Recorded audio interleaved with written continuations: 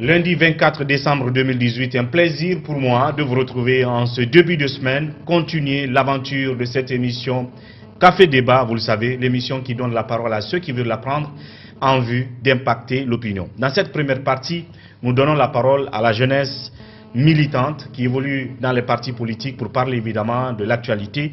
Il s'agit de quel parti? Évidemment de la GECI, la génération citoyenne, dont Fodé Mohamed Souma est le président et qui a décidé récemment de quitter la mouvance présidentielle, de quitter Alpha Condé, parce que selon ce qu'il nous a dit, Fodé Mohamed Souma, la GECI était déçue des récentes orientations que le régime Alpha Condé prenait, les décisions qui étaient celles d'Alpha Condé ces derniers temps, qui ont fait décider donc de quitter la mouvance présidentielle. Donc, pour parler des dessous de cette séparation, de ce divorce politique, et quel nouveau positionnement prend ce parti, pour en parler, je reçois un des jeunes cadres de ce parti politique. Il s'agit de Mamadou Bachir Sow. Il est le secrétaire à l'animation politique de la GECI. Avec lui, nous allons parler de cette première partie, de ce parti et de, justement, de sa vie, son parcours. Bachir Sow, bienvenue dans cette émission Café Débat. Merci bien, monsieur Diallo. Alors oui, première question, d'abord, comment se porte la jeunesse au sein de ce parti, la GECI? Bon, au-delà de la jeunesse, d'abord le parti dans son entièreté se porte très bien même, et vous pouvez le constater. Et la jeunesse du parti aussi se porte merveilleusement bien. Et je suis un exemple, voilà, de ce qui va bien dans ce parti, au niveau de sa jeunesse bien sûr. Le thermomètre qui nous permet de mesurer la vivacité des partis politiques en Guinée, c'est les assemblées hebdomadaires. Est-ce que la GECI, on voit rarement vos assemblées avec assez d'ambiance comme on a l'habitude de le voir dans ce qu'on peut appeler d'autres grands partis politiques comme le RPG, comme l'UFDG. On peut en rajouter aussi l'UFC et le PADES qui tiennent des assemblées régulières les samedis, et bien animées, souvent médiatisées. Ce n'est pas le cas pour la GECI. Et donc, est-ce qu'on peut dire que vous êtes un parti dynamique? Effectivement, c'est pas parce que vous ne nous voyez pas que nous ne tenons pas nos assemblées générales. Or, c'est un aspect aussi du dynamisme des partis. Il faut vous faire voir. Je suis parfaitement d'accord, mais ça ne veut pas dire que nous ne tenons pas nos assemblées générales. Nos assemblées générales se tiennent chaque samedi au niveau du siège du parti qui se trouve à Coronti. Donc, ça se fait régulièrement. Donc, un parti qui se porte bien, oui, et une jeunesse qui s'épanouit au sein de ce parti. Au sein de la GECI, la génération citoyenne. Alors oui, en ce moment, il faut le dire, votre président n'est pas en Guinée depuis un bon bout de temps. Il est en France, donc absent sur le terrain politique, mais depuis à Paris, il a décidé la dernière fois de quitter Alpha Condé, parce qu'on sait que depuis le lendemain de 2015, il a décidé de se rallier à la mouvance. Ils ont fait campagne ensemble, ils ont fait le coup KO, si je n'oublie. Et depuis 2 ans pratiquement, il a été avec Alpha Condé. Et subitement, la GECI, avec Fodé Mohamed Souma, décide de quitter Alpha Condé. Et ce qu'on nous a montré comme raison apparente de ce divorce, c'est que vous étiez déçu de certaines décisions qui ont été prises récemment par le régime, de certaines orientations de la gouvernance, ce qui a fait que vous avez quitté. Mais en réalité, est-ce que ce n'est pas parce que la GECI n'a pas obtenu ce que tout parti politique cherche dans ce deal, dans ce genre de deal, parce qu'on a vu que même un sous-préfet n'est pas sorti des rangs de la GECI pour participer à la gouvernance depuis 2015. Merci bien, M. Diallo, mais avant de répondre à cette question, permettez-moi d'abord de remercier l'ensemble de nos militants qui se trouvent éparpillés sur le territoire national et dans la diaspora, mais aussi et surtout saluer le peuple martyr de Guinée qui continue jusque-là à tirer le diable par la queue. Et revenant sur votre question, c'est vrai, nous avons quitté la mouvance présidentielle pour des raisons de valeur. Et déjà, vous avez mentionné quelque chose qui n'est pas exactement ça, dire que le deal, il n'y a pas eu de deal entre nous et la mouvance présidentielle. Mais attention. Une alliance politique peut être qualifiée de deal politique. Oui, on peut le penser ainsi parce que malheureusement, nous sommes dans un pays où la culture politique n'a pas encore avancé voilà, comme pour mieux comprendre certains aspects politiques qui fonctionne dans les États normaux. Donc nous, à la GC, à la Génération Citoyenne, nous n'avons pas eu de deal proprement dit avec la mouvance présidentielle. Nous sommes venus au niveau de la mouvance présidentielle pour défendre des valeurs, parce que nous avons estimé, déjà, après notre divorce au sein de l'opposition républicaine, pour une question de valeur aussi, parce que vous n'êtes pas sans savoir qu'à l'occasion des élections législatives, nous et de 2013, la Génération Citoyenne et l'UFDG se sont entendus donc de soutenir. Donc l'UFDG devrait soutenir la GCI au niveau de Kaloum. Mais à notre grand étonnement, cela n'a pas été fait. Au lieu que nous soyons soutenus par l'UFDG, et l'UFDG a préféré soutenir l'UFR sans nous en parler au préalable. Alors nous avons estimé que c'est une trahison. Donc pour une raison ainsi, parce que c'est une valeur qui a été malheureusement violée. Alors nous avons décidé de nous retirer, et nous ne sommes pas retirés sur le coup pour aller au niveau de la mouvance présidentielle. Nous sommes venus au niveau de la mouvance présidentielle après plusieurs consultations, parce que nous avons estimé que, oui, le président de la République était là en train, parce qu'à partir de 2013, il faut reconnaître que le président de la République était en train d'abattre des chantiers dans le cadre du développement du pays, notamment à travers les infrastructures et les grands investissements.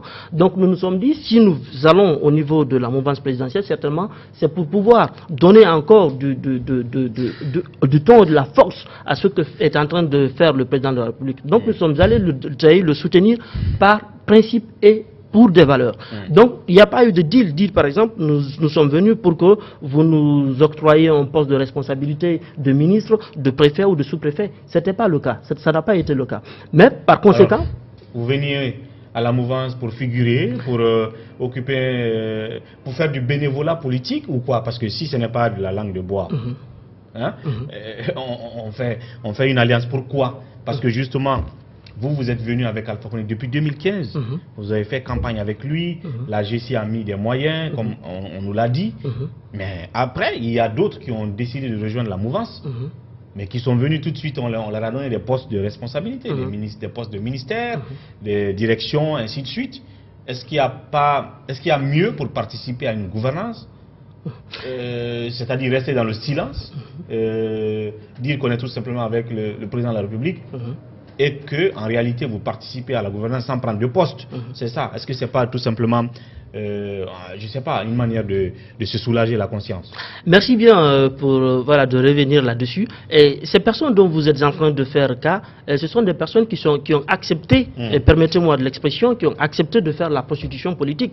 Il y a de ces personnes qui ont accepté de fondre leur parti dans la mouvance présidentielle, ce que nous avons refusé, parce que vous n'êtes pas sans savoir qu'en République de Guinée, occuper un poste au niveau du gouvernement, c'est la chose la plus facile. Certainement, manger est difficile dans le pays, mais avoir occupé un poste, c'est la chose la plus facile. Il suffit juste d'encenser. Donc, vous voulez dire que la GC aurait pu s'offrir des postes si elle avait voulu? Si la GC avait voulu. Donc la GC est venue pour faire tout simplement l'humanitaire politique avec pas de l'humanitaire. Le bénévolat, mais c'est ça. Pas de l'humanitaire. Si vous ne voulez pas de poste, et que vous dites que vous venez contribuer à une gouvernance pour améliorer la situation du pays, moi je ne vois pas comment vous pouvez le faire. Écoutez, nous ne voulons pas de poste juste pour avoir un poste, juste pour que ça figure, oui, la GC a occupé tel poste de responsabilité au temps du professeur Alpha Condé. Ce n'était pas notre objectif. Si nous devons avoir un poste, ça doit être par mérite. Parce que vous n'êtes pas sans savoir que le président de la GC, quand même, si Alpha Condé n'a pas donné de poste à Fodé Souma, ça veut dire qu'il n'a pas mérité? C'est parce que M. Souma n'a pas accepté de faire cette prostitution que d'autres ont fait pour accéder à des postes de responsabilité. Alors qu'est-ce que vous faisiez aux côtés d'Alpha Condé durant 2 ans et quelques, et brusquement vous avez arrêté de le faire? Et pourquoi vous avez arrêté de faire ce que vous faisiez, qui n'était pas de figurer dans un gouvernement ou d'occuper un poste de responsabilité? Merci bien. Pendant ces 2 ans que nous avons passé aux côtés de la mouvance présidentielle, nous avons fait assez de propositions. Il faut avoir le courage de le reconnaître, que certaines propositions que nous avons eu à faire ont été prises en compte. Malheureusement, la grande partie de ces propositions n'ont pas été prises en compte. Par exemple, nous avons été de ceux, même si ça ne se dit pas aujourd'hui, mais nous avons été de ceux-là ou ceux qui ont été les premiers à proposer au président de la République de bien vouloir renforcer Kaleta par le barrage hydroélectrique de Souapeti qui est en train de se faire aujourd'hui. Et j'ose croire que dans quelques années, la question énergétique sera plus ou moins résolue. Et l'autre point aussi qu'on a proposé et que le président de la République a heureusement pris en compte et aujourd'hui c'est en train de faire, de poser ses fruits, c'est le cas de la région de Boké. Nous avons eu à proposer au président de la République de bien vouloir ériger la région de Boké imbriqué en une région économique spéciale. Et aujourd'hui, vous n'êtes pas sans savoir qu'il y a de grands investissements qui sont en train de se faire à Boké. Certes, de l'autre côté, ça ne se dira pas parce que c'est politique. Maintenant, au-delà de ce qui nous a poussé maintenant à quitter, si vous venez dans une entité dans laquelle vous n'êtes pas écouté, dans laquelle vos propositions ne sont pas prises en compte, la meilleure façon de résister ou de protester serait de quitter. Parce que sinon, vous serez resté juste pour figurer, juste pour faire certainement du bénévolat. Donc, et comme nous ne pouvons pas rester au sein de la mouvance et la critiquer, alors nous avons décidé de nous retirer. Nous avons fait des propositions en ce qui concerne, par exemple, les marches. Les marches, nous avons proposé, nous avons demandé à ce que le président de la République laisse les libertés publiques et fondamentales se faire dans le pays librement.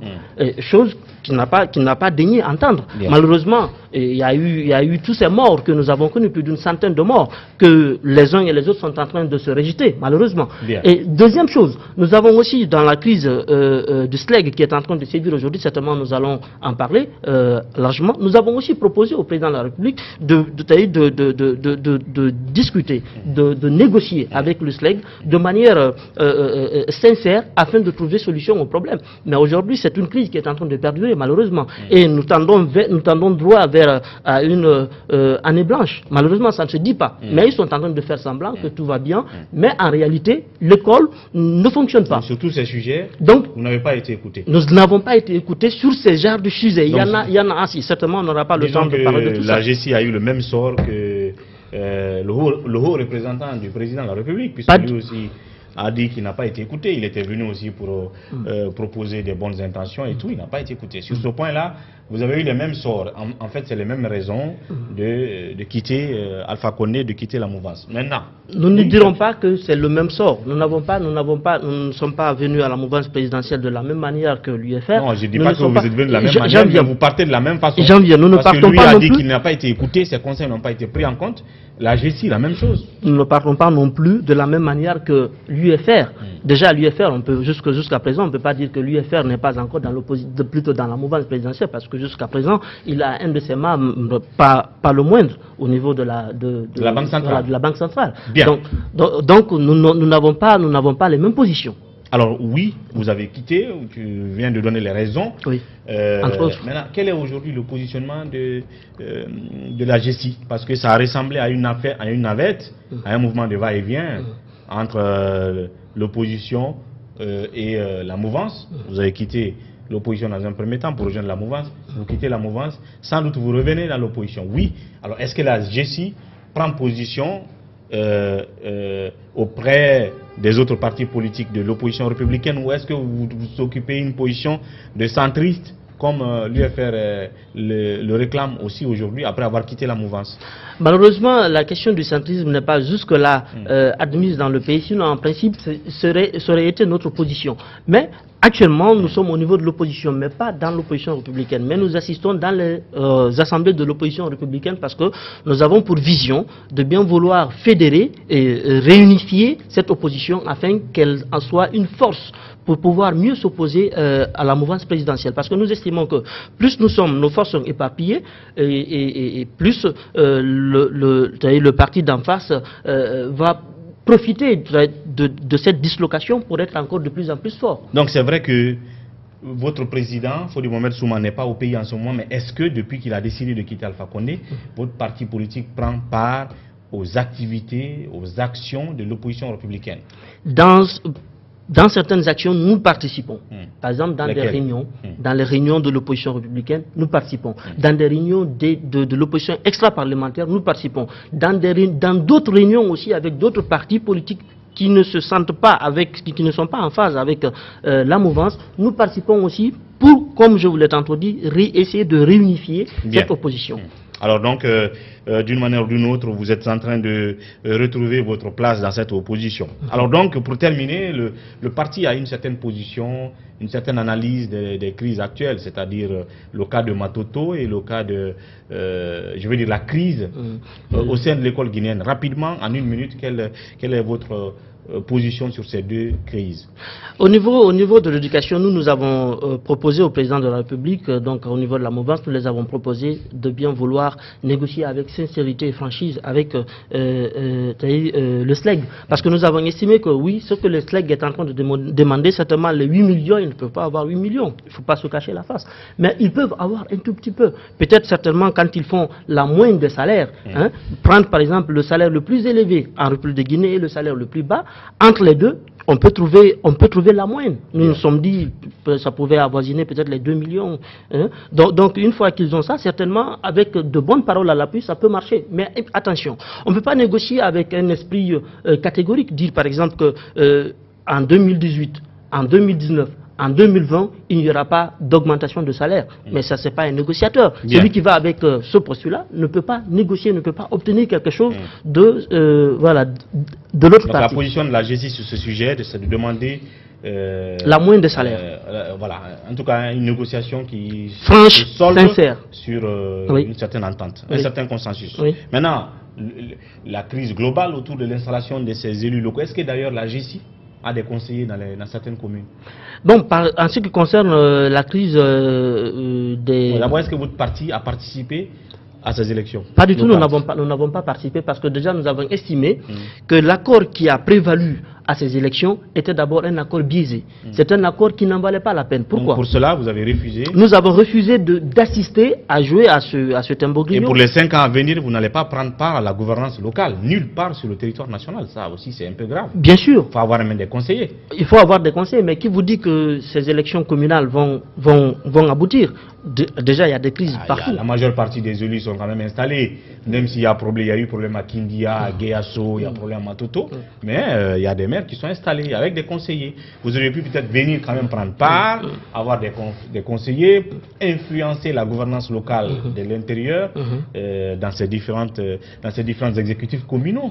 Mais vous allez observer la gouvernance locale durant 5 ans sans pouvoir rien faire, parce que vous n'avez pas participé. Ça ne sera pas 5 ans de gâchis, parce que la vision au niveau de la GESI, c'est de contribuer à créer des citoyens nouveaux dans une Guinée nouvelle. Parce que nous voulons faire rupture avec ce passé déshonorable. Hein? Donc, et pour ce faire, il ne faudrait pas participer à du n'importe quoi, il ne faudrait pas se salir. Bien.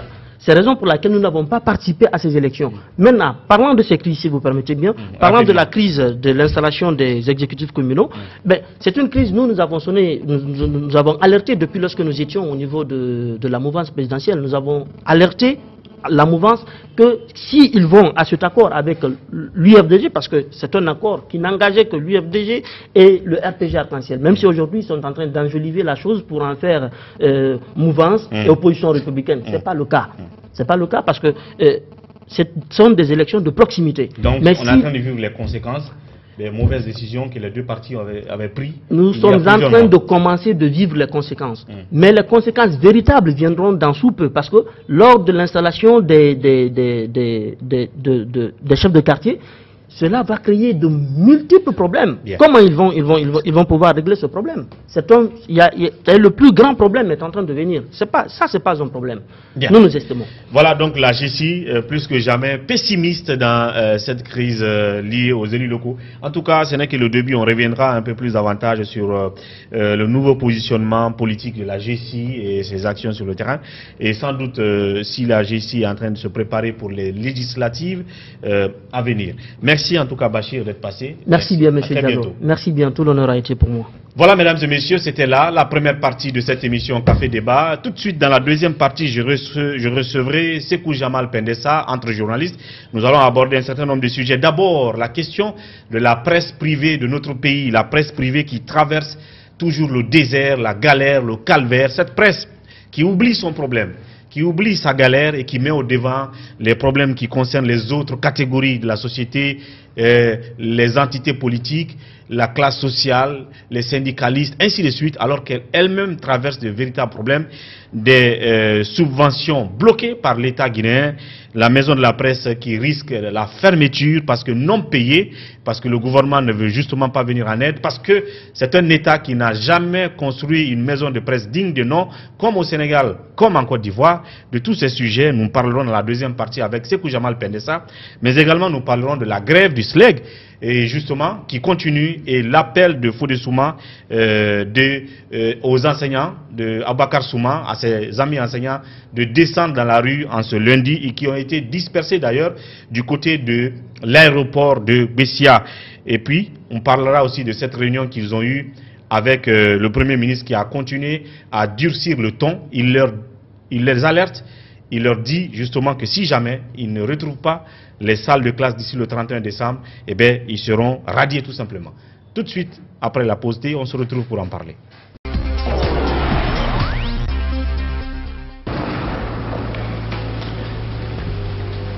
Il existe des choses qui nous donnent la force et l'audace d'aller au-delà de notre imagination.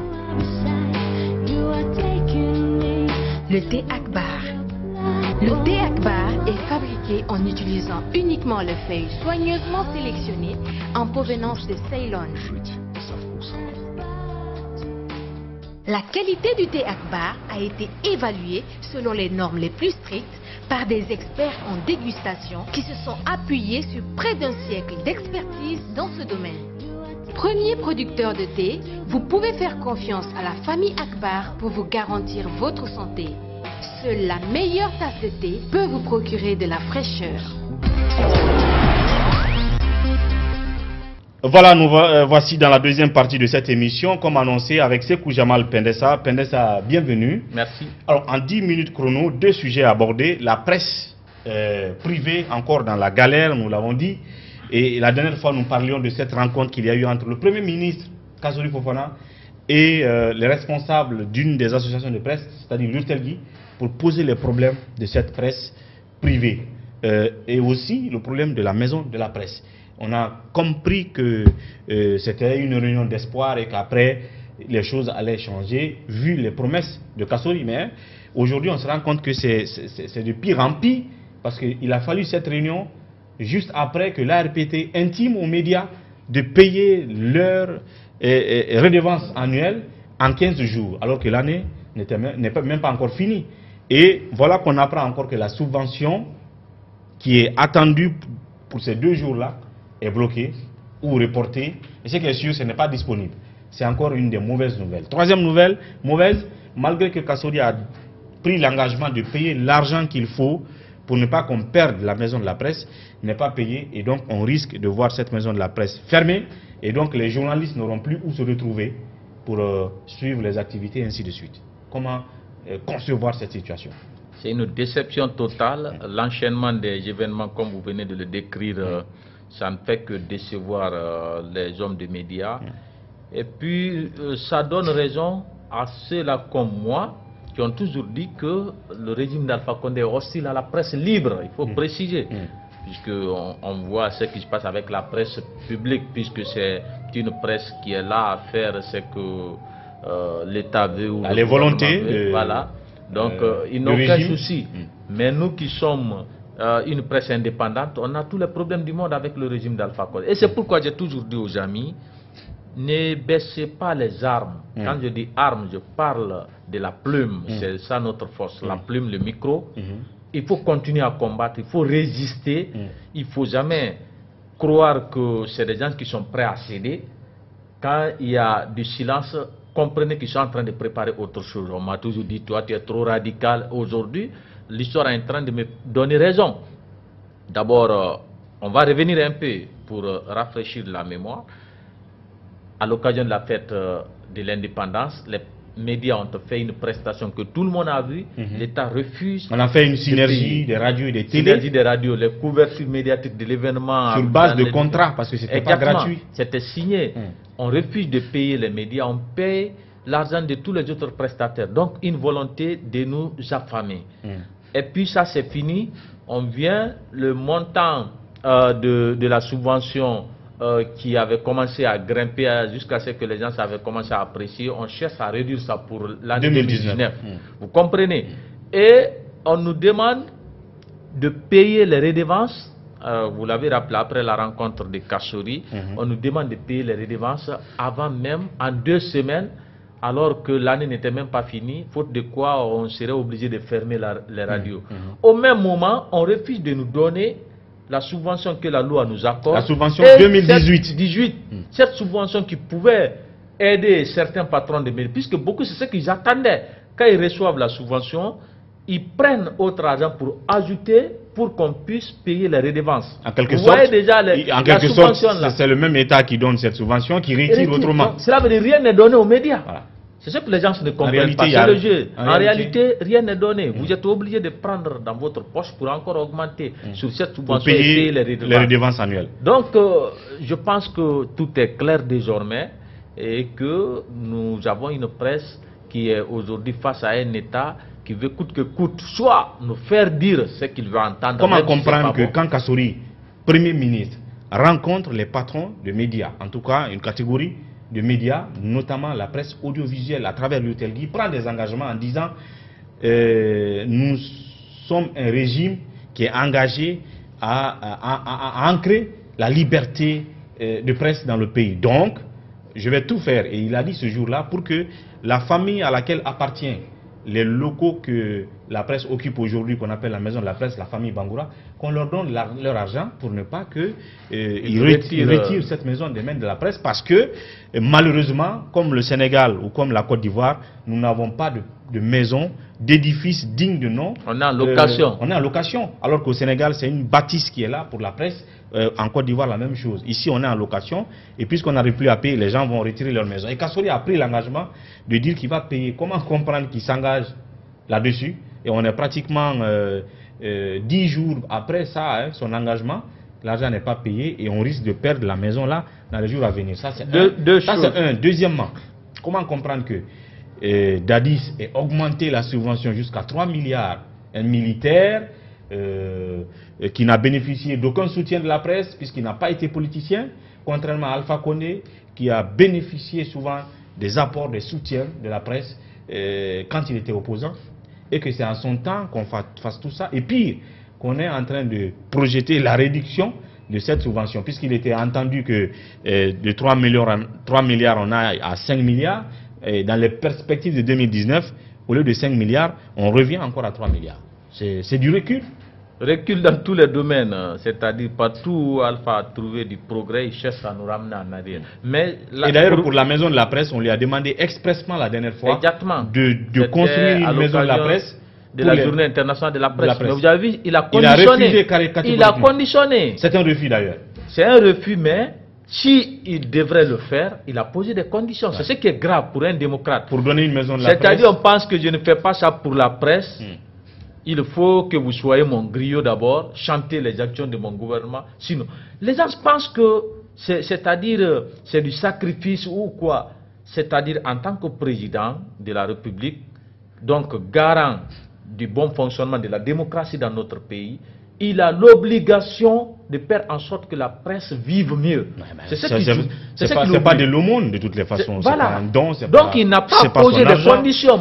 Il n'a pas posé des conditions pour dire qu'il faut faire ceci pour que je fasse cela. Je pense que l'histoire va le condamner.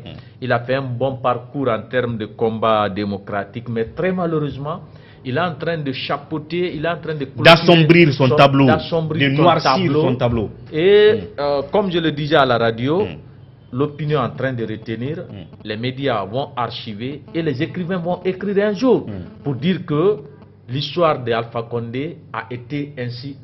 Je pense que c'est pas bon. C'est dommage. Mais pour votre question concernant Kassori, il rencontre les patrons des médias, il prend des engagements, et puis quelques jours après, on voit le contraire.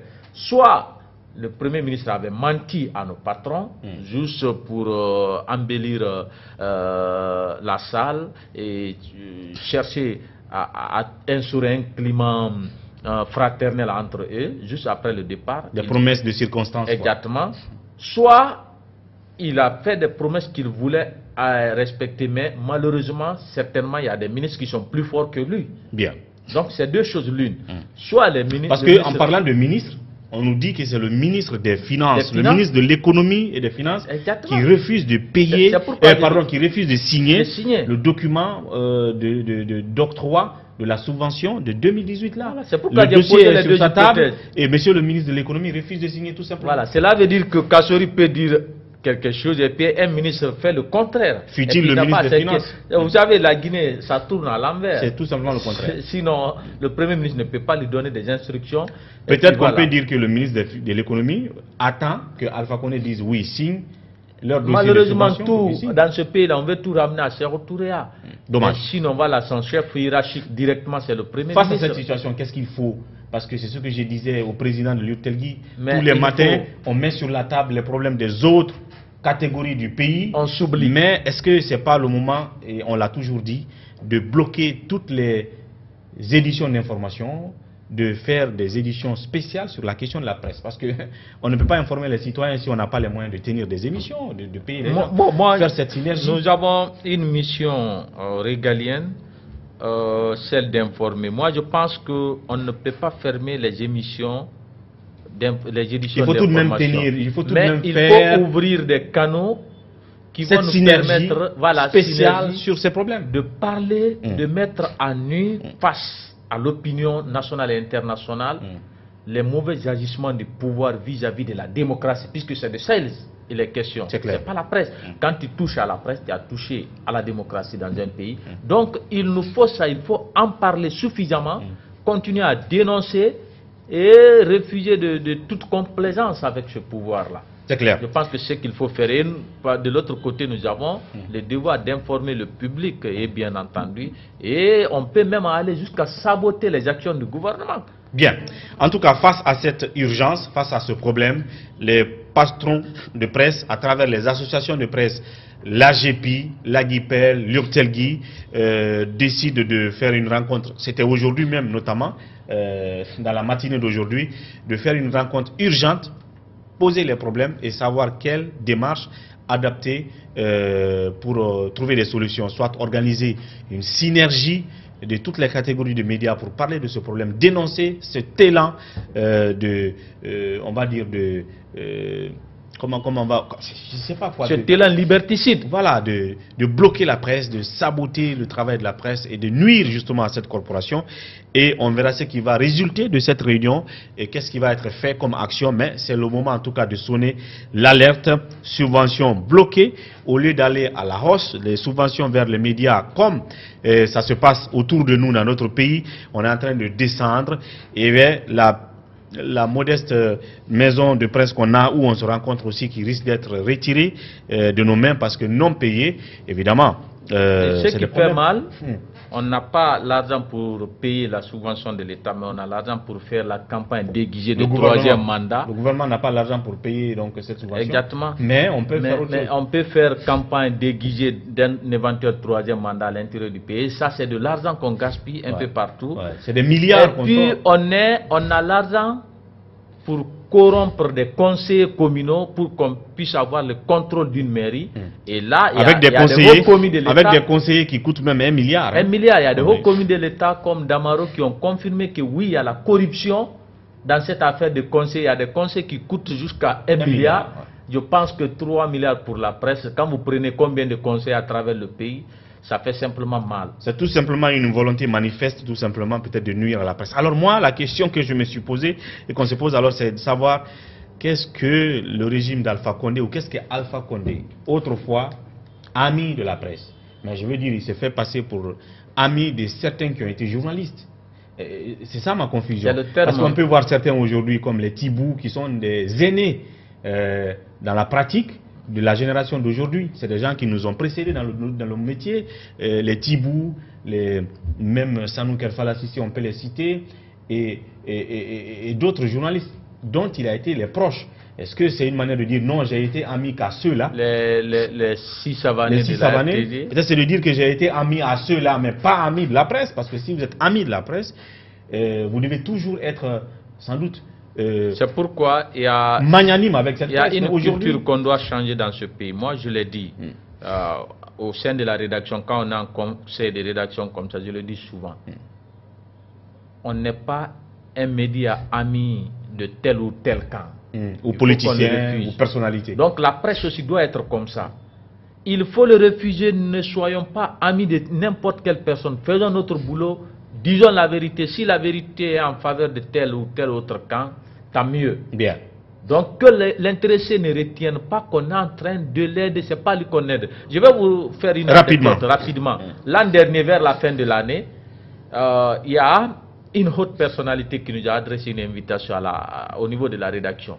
Un de mes gars, tel nous invite pour aller fêter avec lui, c'est la fin d'année, un dîner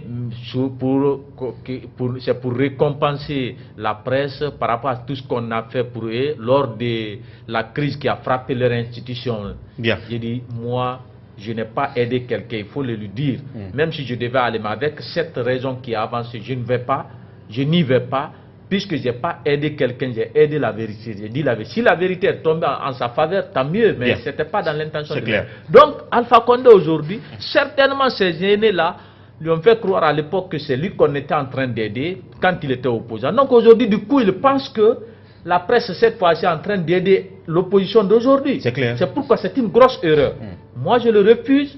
Je n'aide aucun camp, je dis la vérité. Si la vérité tombe en faveur de quelqu'un, tant mieux.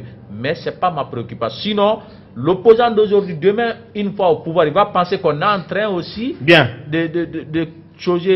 d'entretenir des relations de connivence avec l'opposition, la future opposition. Voilà. D'où toujours la même question. Si le régime Lansana Conté a libéralisé les ondes à travers le sillage de la démocratie plurielle et pluraliste, si par exemple entre-temps Dadis le militaire est parti de 400 millions comme subvention, a octroyé 3 milliards à la presse, et bien qu'est-ce que le régime Alpha Condé, il faut que je pose la question, qu'est-ce que le régime Alpha Condé lui a fait pour cette corporation? La question elle est pertinente, il faut bien qu'on cherche les réponses qu'on n'arrive pas à trouver pour l'instant, hein? Oui, Dadis non seulement il a revu la subvention à la hausse, mais il a aussi diminué les charges pour les médias en ce qui concerne les redevances à payer. De 20 millions, il avait ramené ça à 5 millions. Donc quand même, c'est un acquis. Alpha Condé, lui, il vient et dit non, tout ça c'est mauvais.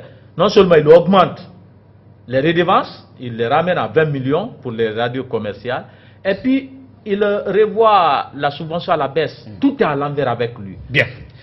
Seule volonté sans doute nuire à la presse. En 2 minutes, on parle du SLEG, je l'ai dit. On est dans le statu quo. Pendant ce temps, on nous apprend qu'il y a eu une rencontre entre une délégation du SLEG le week-end et le Premier ministre.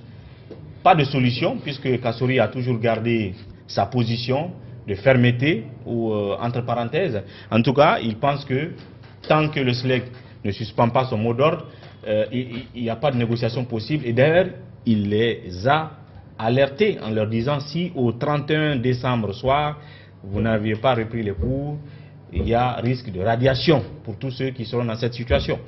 Et aujourd'hui, lundi, les enseignants étaient dans la rue, ils ont été encore dispersés à coups de gaz lacrymogène une fois encore. Donc c'est toujours la crise au sein de l'école guinéenne. Toujours la crise que le Premier ministre cherche à aggraver. Je pense qu'on l'a toujours dénoncé. Il ne change pas de discours. C'est toujours ce discours soi-disant de fermeté, alors qu'on est en train de confondre fermeté et dictature. Vous ne pouvez pas nier que les syndicalistes sont des partenaires sociaux. Par conséquent, il faut dialoguer avec eux. Ce n'est pas par la force qu'on peut résoudre ces crises-là. Pour preuve, il a fait des menaces la semaine dernière. C'est la semaine dernière qu'il a reçu une délégation du SLEG et de l'USTG. Et puis, il a brandi cette autre menace. Mais du coup, les anciens ont dit, alors, si on a voulu déposer les armes, on relance. On a compris que il y a une volonté de nous anéantir, alors on ne va pas se laisser faire. Aujourd'hui, ils étaient dans la rue, vous avez certainement suivi l'élément dans le journal, ils étaient nombreux, mais ils ont été malheureusement une fois encore dispersés à coups de gaz lacrymogène. Et cette fois-ci encore, les anciens disent qu'il s'agit d'un gaz qui est très pimenté, donc il faut essayer de revoir cette question. Moi, je vous ai dit, depuis il y a 5 ou 6 mois, j'ai couvert une manifestation entre la tannerie et Koja. Ce jour-là, j'étais avec Bouba et Kanja. Quand on est revenu, j'ai dit, depuis 2010 ou 2011, je couvre les manifestations politiques. Mais le gaz qu'on a inhalé aujourd'hui, je n'avais jamais vu un tel gaz. J'ai dit c'est vraiment à rechercher. Et par après, vous avez vu tout récemment, l'opposition a dit même que c'est des gaz périmés, périmés. Et aujourd'hui, les anciens nous disent que c'est vraiment difficile à respirer. Quand tu respires au niveau du nez, c'est piquant. Tu t'étouffes et puis tu ouvres la bouche, ça vient bloquer à la gorge ici. Bien. Donc je pense qu'il faut revoir. On n'a pas affaire à des animaux. Par conséquent, il faut voir qu'est-ce qu'on doit utiliser contre les humains. Alors en tout cas, on nous a dit qu'il y a des experts qui sont en train d'analyser la qualité de ces gaz que les services de maintien d'ordre utilisent actuellement lors des manifestations. Est-ce que c'est tout simplement nocif et même mortel à la fin? On voudrait bien savoir, puisque c'est l'opposition qui a lancé cette analyse-là de la qualité du gaz. Donc, c'est la crise continue dans la sphère de l'éducation guinéenne. Les enseignants descendent dans la rue à partir de ce lundi. Est-ce que cela va continuer? Est-ce que Kassori va mettre sa menace en pratique? On verra bien tout au long de la semaine et de cette fin d'année. C'est une fin d'année qui s'annonce assez électrique sur le terrain politique, social, c'est les crises partout. Est-ce que les Guinéens vont célébrer donc cette fin d'année dans la joie et dans la quiétude?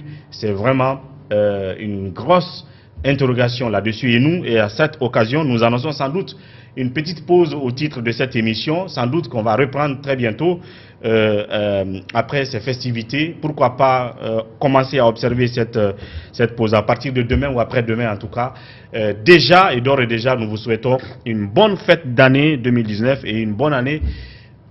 J'allais dire une bonne fête d'année 2018 et une bonne fête d'année 2019. Peneza, merci de passer. Merci surtout. Moi, je préfère que les congés commencent à être observés à partir d'aujourd'hui. Puisque je me rappelle bien, c'est nous qui avions ouvert le premier numéro de cette année 2018. Donc, on l'a clôturé ensemble aujourd'hui. Bon, ça peut être comme ça, ça pourrait être la dernière émission de 2018. Voilà. Et peut-être qu'on se retrouvera en 2019 pour une autre émission de Café Débat. À très bientôt, Peneza. Merci. Voilà, mesdames et messieurs, c'était tout pour ce numéro de Café Débat d'aujourd'hui. Et comme il a dit, sans doute le dernier qui pourrait l'être pour 2019. En tout cas, ça aurait été un très grand plaisir pour moi de vous avoir servi. Sans doute, on se retrouvera en 2019 pour un autre numéro de Café Débat avec le même rythme, le même engagement, la même ambiance et pour parler des sujets d'actualité de notre pays. Merci de l'attention. Au revoir.